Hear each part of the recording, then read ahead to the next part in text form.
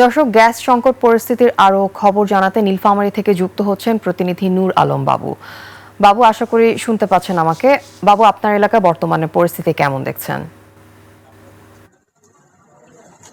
আপনাকে ধন্যবাদ। আপনি জানেন যে সারা দেশে পাইপলাইনে গ্যাসের সংকট রয়েছে, তবে নীলফামারীতে এলপিজি গ্যাসের কিন্তু স্বাভাবিক রয়েছে। আমরা বিভিন্ন ডিলারদের সাথে কথা বলেছি, তারা যেটি জানিয়েছেন যে তাদের ইতিমধ্যে সিলিন্ডার মজুদ রয়েছে, সরবরাহ স্বাভাবিক রয়েছে।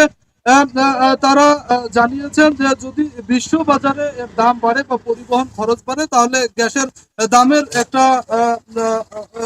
বৃদ্ধি পেতে পারে গ্যাসের দাম।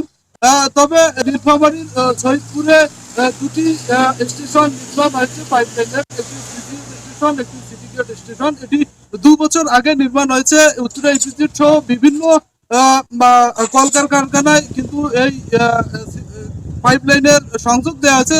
তবে এই গ্যাস কোম্পানিগুলি তারা বিভিন্ন জায়গা থেকে এলপিজি গ্যাস এনে কিন্তু এই কোম্পানিতে উৎপাদন চালাচ্ছে। এই কারণে তাদের উৎপাদন খরচটা অনেক বেশি।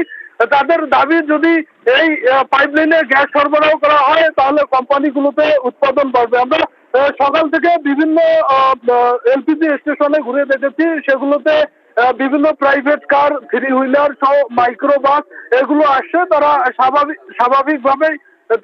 স্বাভাবিকভাবেই কিন্তু গ্যাস পাচ্ছে। তো আতিফা, নীলফামারী থেকে ছিল সর্বশেষ। বাবু, ধন্যবাদ আপনাকে।